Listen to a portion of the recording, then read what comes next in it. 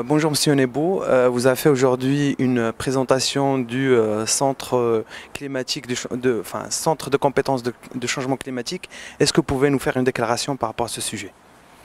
Bon, effectivement, l'atelier technique qui est organisé actuellement vise à préparer un grand événement qui va être organisé lors de la COP 23 à Bonn concernant la coopération Sud-Sud.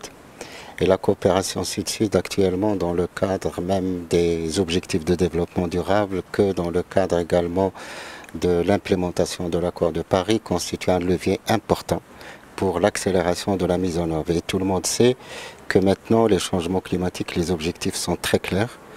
Il y a un engagement des différents pays, ce sont des engagements qui ont été pris pour atteindre un objectif de l'accord. Au Maroc, nous avons repensé notre gouvernance en matière de lutte contre le changement climatique parce que on a vu que les changements climatiques ne concernent pas uniquement l'État, mais ils concernent également les secteurs privés, ils concernent les ONG, mais également ils concernent les universités et les centres de recherche.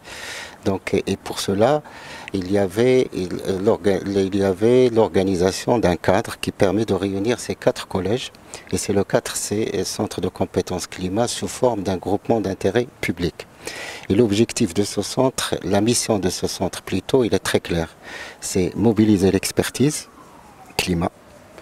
Deuxièmement, renforcer les capacités des différents acteurs.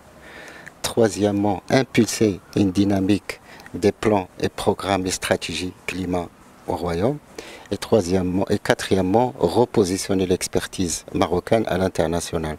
Donc c'est à travers ces 4 missions-là que nous avons établi un programme concret pour justement structurer l'approche d'appui technique au niveau de la coopération Sud-Sud. Et pour ce faire, on s'est basé sur la conférence des chefs d'État africains que Sa Majesté a présidée, qu'il a organisée lors de la COP22. Donc il a mis en place trois commissions. La commission en lien avec le Sahel, la commission en lien avec le bassin du Congo et la commission sur les îles insulaires. Donc à travers ces trois commissions, donc lorsqu'on parle du bassin du Congo, on parle de 12 pays du bassin. Donc on a structuré notre démarche d'appui technique à ces pays-là du Sahel. Et cet appui technique, on l'a accentué sur des thématiques très claires.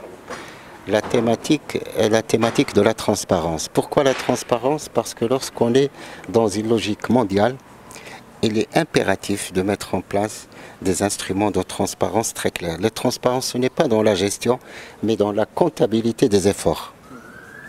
Le deuxième axe, lorsqu'on parle des engagements, parce que les engagements du Royaume totalisent 50 milliards de dollars à l'horizon 2030. Donc ça veut dire qu'il y a lieu de mettre en place une vraie compétence en matière de mobilisation financière et du coup le cadre de la finance devient extrêmement important.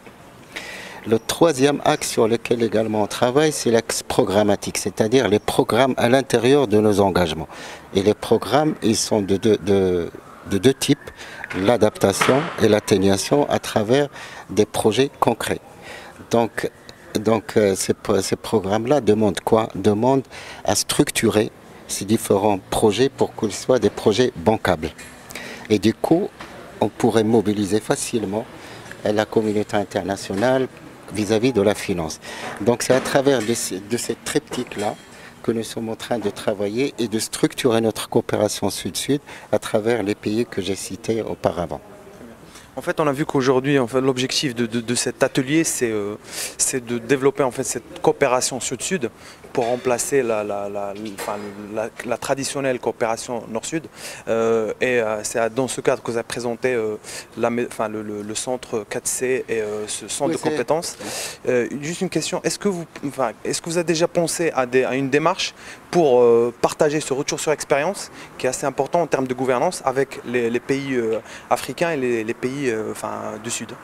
Justement, le Maroc, il a été un pionnier en matière de la nouvelle génération de la gouvernance qui a été mise en place. Parce que c'est très original de regrouper les 4 collèges.